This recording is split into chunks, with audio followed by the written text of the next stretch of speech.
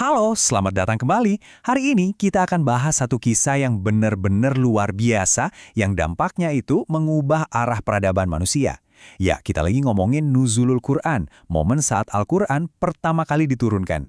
Pernah nggak sih Anda bertanya-tanya, gimana caranya sebuah kitab yang awalnya cuma berupa suara di tengah keheningan gua bisa jadi pedoman hidup bagi miliaran orang di seluruh dunia? Nah, untuk menjawab itu, yuk kita telusuri bareng-bareng perjalanannya dari awal banget. Oke, siap. Kita langsung nyelam ke ceritanya ya. Pertama-tama, mari kita lihat dulu Al-Quran seperti yang kita pegang hari ini. Sebuah kitab yang lengkap, utuh, dan jadi panduan universal. Mushaf yang ada di tangan kita ini, yang tersusun begitu rapi, ini adalah hasil dari sebuah perjalanan sejarah yang panjang dan super teliti. Bayangin, lebih dari 1400 tahun. Tapi, yang paling menarik, kisahnya itu sama sekali nggak dimulai di atas kertas. Bukan. Awalnya adalah sebuah suara. Suara ilahi di tengah sunyinya gua di padang pasir. Sekarang, coba kita putar waktu mundur jauh ke belakang. Kita akan kembali ke momen paling pertama, momen paling krusial dari pewahyuan itu. Inilah titik awal dari segalanya. Nah, peristiwa dahsyat inilah yang kita kenal dengan nama Nuzulul Quran. Dan ini penting banget ya, karena ini bukan cuma sekedar catatan sejarah biasa. Ini adalah penanda dimulainya sebuah babak, sebuah era yang benar-benar baru bagi peradaban manusia. Coba deh, kita bayangkan suasananya. Sekitar tahun 610 Masehi, ada seorang pria, usianya 40 tahun. Namanya Muhammad, yang kelak kita kenal sebagai Nabi Muhammad SAW. Beliau sering menyendiri, mencari ketenangan dan merenung di sebuah tempat bernama Gua Hira. Di sana, beliau benar-benar berkontemplasi, mencari jawaban atas kegelisahannya. Sampai pada suatu malam, di tengah keheningan yang pekat, tepatnya pada tanggal 17 Ramadan, tiba-tiba sebuah peristiwa yang luar biasa terjadi. Sesosok kehadiran agung muncul di hadapannya. Dialah malaikat Jibril yang datang membawa firman pertama dari Tuhan. Dan perintah pertama yang turun itu apa? Bukan sembahlah atau berpuasalah, bukan. Perintah pertamanya adalah Iqra, yang artinya bacalah. Wow, ini luar biasa banget kan? Ini seolah menegaskan dari awal bahwa agama ini dibangun di atas fondasi ilmu pengetahuan. Oke, jadi ada satu hal yang penting banget untuk kita pahami di sini. Al-Quran itu nggak turun sekaligus jedebuk jadi satu buku tebal. Sama sekali nggak gitu. Prosesnya lebih mirip seperti sebuah dialog ilahi yang berlangsung selama bertahun-tahun. Berapa lama dialog itu berlangsung? Kurang lebih 23 tahun. Dan ini bukan tanpa alasan. Proses yang panjang ini penuh dengan hikmah. Setiap ayat yang turun itu disesuaikan dengan situasi, dengan pertanyaan, dengan kebutuhan nyata masyarakat pada saat itu. Nah, di sini kita lihat perbandingan yang menarik banget. Kalau kita lihat kitab-kitab suci sebelumnya, itu kan diturunkan sekaligus. Beda banget sama Al-Quran.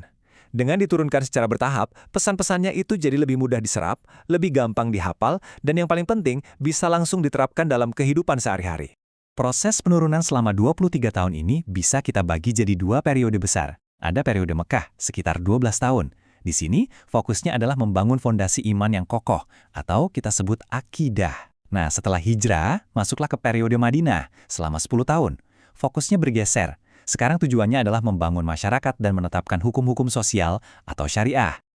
Oke, sekarang coba kita pikirin. Wahyu turun selama 23 tahun, nggak langsung jadi buku. Pasti muncul pertanyaan besar kan, gimana caranya setiap kata, setiap hurufnya, bisa terjaga keasliannya dengan sempurna sampai hari ini? Apa rahasianya? Jawabannya ternyata ada pada strategi dua pilar yang luar biasa. Pilar pertama disebut al-jam'u fis sudur, atau pengumpulan di dalam dada. Maksudnya adalah hafalan. Para sahabat langsung menghafalkannya.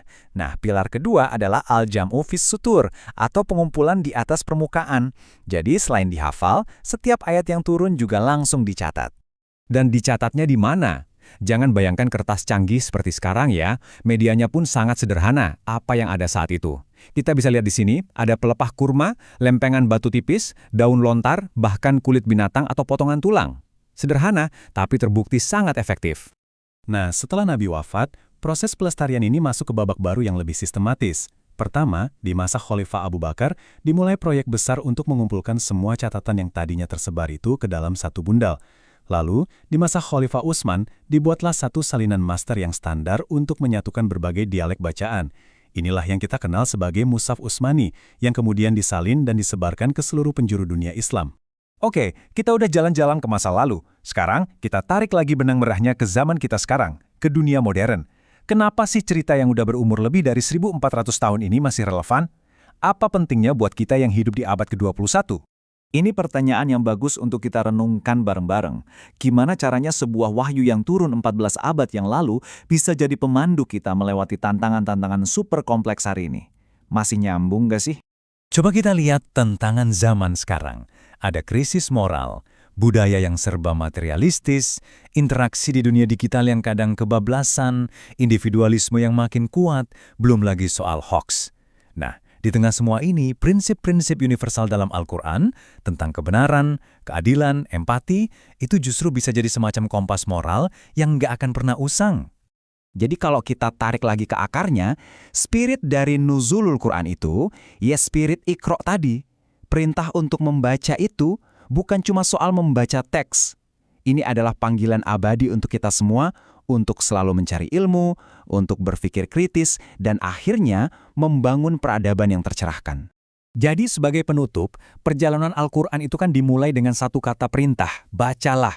Dan panggilan itu ternyata nggak pernah berhenti. Panggilan itu terus bergema sampai hari ini, mengundang kita semua untuk membaca dunia di sekitar kita, memahami realitas, dan kemudian ikut serta menulis masa depan yang lebih baik. Panggilan yang dimulai lebih dari 1400 tahun lalu, tapi gaungnya masih sangat relevan untuk kita jawab hari ini.